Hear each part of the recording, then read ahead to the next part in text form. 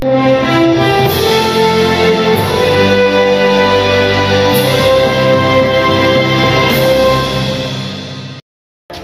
मरी इत्तेहाद जे पारां शहदादपुर में कन्वेंशन कयो पियो वञे, जंहिंजे अंदरि पहुता आहियूं।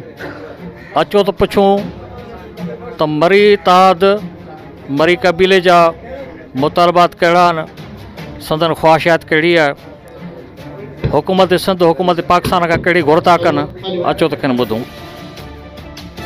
जी वॾी महिरबानी जो प्रेस हिते आयो, असांखे ख़ुशी थी ऐं सलाम पेश करियां थो असांजे मरकज़ी क़यादत खे जो हिते आया ऐं पंहिंजे मरी कबाइल खे हिननि संभालियो। हिन इत्तेहाद जो मक़सदु इहो आहे त मरी बिरादरी खे हिकु करियूं, गॾु करियूं, छो जो हीअ अॻे हेॾां होॾां विछड़ियल हुआ। हाणे हिकिड़ी जाइ ते हूंदा, हिननि जो वोट बैंक बि ठहंदो ऐं हिननि जो इत्तेहाद बि थींदो, हिक ॿिए जे सॾ सां सॾु मिलाईंदासीं इंशाअल्लाह। जिते बि हूंदा मरी जेके बि आहिनि, के क़बाइली आहिनि, के मालदार आहिनि, के किथे आहिनि, असांजो कोशिशि इहो रहंदो त मेरदीन मरी जे अॻुवाणी में इंशाअल्लाह हिन सभिनी खे गॾु खणी हलंदासीं। दुख में सुख में जिते बि हूंदा, जंहिं बि कुंड कुड़च में हूंदा, हिक ॿिए जे राब्ते में हूंदासीं ऐं हिन जो मक़सदु इहो आहे त पंहिंजे कम्यूनिटी खे गॾु खणी हलूं। महिरबानी। आल पाकिस्तान मरी इत्तेहाद की हमें ये महसूस हुई, हमने इत्तेहाद बनाई कि हमारी कौम पढ़े लिखे भी हैं, गरीबों ने अपनी मदद आपके तहत पढ़ा है और काफ़ी दरबदरी की ज़िंदगी काट रहे थे। तो हम लोगों ने मिल के इस तंजीम की आगाज़ किया और हम चाहते हैं कि मरी बिरादरी के जहाँ जहाँ लोग रहते हैं, जिसको सपोर्ट कर रहे हैं, उनसे भी अपना उन नौजवानों के लिए रोज़गार ले सकें, अपने मसाइल उन्हीं से ही हल करवा सकें और मुत्तहद हो जाएं, एक हो जाएं।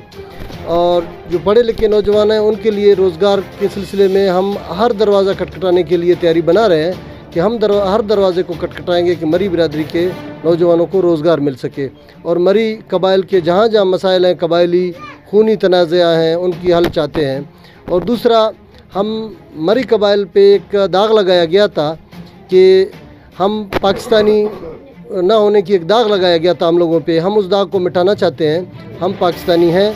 हम लोगों पे एक फ़िल्म भी बनाया गया था जो कि इंडियन हमारे नाम लेके, हमारी ट्राइब के नाम लेके हमें पुकार रहा था।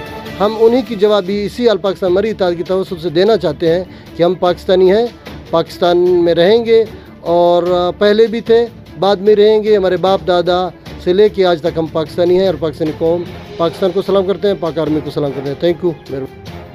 गुलदीन मरी जिन वाला मुझे गवर्नमेंट ऑफ पाकिस्तान का जो अपील है त मरी बिरादरी जेका बि आहे पूरे पाकिस्तान में, बल्कि ॿिनि सूबनि में, सिंध बलूचिस्तान में महरूमी ज़िंदगी गुज़ारे थो। छो त इन 70 सालनि में आउं सम्झां थो त को बि राइट्स मरी बिरादरी खे नाहे मिलिया आहिनि। इन करे मजबूरन असां इहो इत्तेहाद कयो आहे।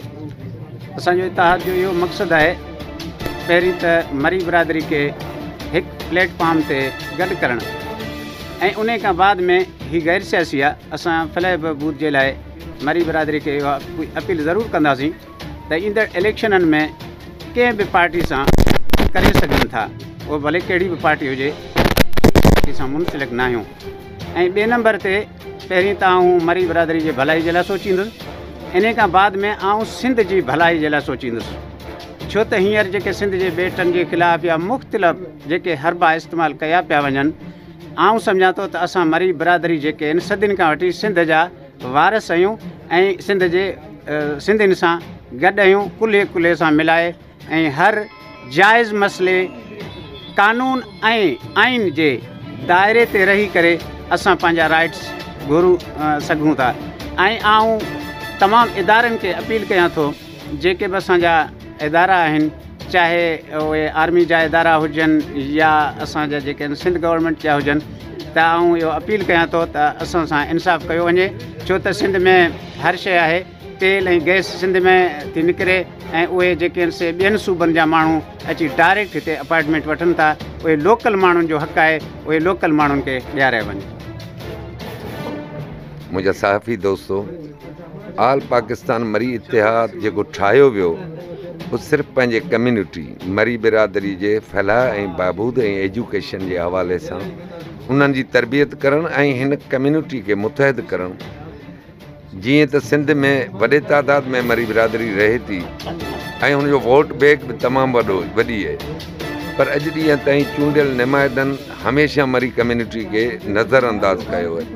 असांजो मक़सदु कंहिं बि पार्टी खे वोट ॾियनि, कॾहिं बि मां इहो न चवंदुसि त हिन पार्टी खे ॾियो या हुनखे, जंहिंखे बि वोट ॾियनि उहे मुतहद थी ॾियनि। जॾहिं मुतहद थी वोट ॾींदा त उहे पंहिंजे चूंडियल नुमाइंदनि खां पंहिंजा जाइज़ हक़ वठी सघनि था। असीं पंहिंजे क़ौम में इहा शऊर बेदार करणु आया आहियूं। वधीक आऊं हिन दोस्तनि जे अॻियां इहो बि क्लियर कयां थो त आऊं पाण मूंखे फ़ख़्रु आहे त आऊं सिंध जाओ आहियां, मूंखे इहो बि फ़ख़्रु आहे त आऊं लाड़ी आहियां। असीं हीअ धरती असांजी जीजल मां आहे, हिन धरती जा असीं पुट आहियूं। सिंध जो जॾहिं बि को ॿरंदड़ इशू थियो या हींअर जेको हले थो बेटनि जो मसइलो या MQM जेको लसानियत जे बुनियाद ते सिंध खे टोड़णु चाहे थी, आऊं उन्हनि खे ख़बरदार थो कयां त आल पाकिस्तान मरी इतिहाद ऐं मरी बिरादरी पंहिंजे सिंधी भाइरनि सां गॾु आहिनि। असीं बि सिंधी आहियूं, सिंधी भाइरनि सां कुलो कुले में मिलाए इनशाअल्लाह सिंध जे हर इशू ते असांजी कम्यूनिटी अॻियां हूंदी। ये मरी इत्तेहाद जा अॻाणो हुया जंहिंजो चवणो हुयो त पूरे पाकिस्तान जे अंदरि ख़ुसूसन सिंध जे अंदरि असां मरी इत्तेहाद मरी क़बाइल खे पंहिंजा हुकूक पंहिंजा राइट्स न मिलिया आहिनि ऐं संदन घुर ई त गवर्नमेंट पाकिस्तान गवर्नमेंट सिंध असांजे कबीले खे पंहिंजा राइट ॾिए, छो त असां पूरे पाकिस्तान जे अंदरि घटि में घटि 50-60 लख जे तइदाद आहे असांजो ऐं असांखे जेका बि गवर्नमेंट जेका बि हुकूमत असांजी सपोर्ट कंदी असां वॉलंटियर तौर ते उनजी सपोर्ट कंदासीं। उन जे अॻियां को बि उम्मीदवार न बीहारींदासीं। कैमरामैन वकारिल सां गॾु अंजुम बुगियो, सोच TV शहदादपुर। सब्सक्राइब कयो हमारे पंहिंजो चैनल सोच TV खे ऐं बेल आइकन के दबाइण कॾहिं भी न विसारींदा। सब्सक्राइब करें आपके अपने चैनल सोच TV को और बेल आइकन पर क्लिक करना ना भूलें। Don't forget to subscribe our channel Soch TV and press the bell icon.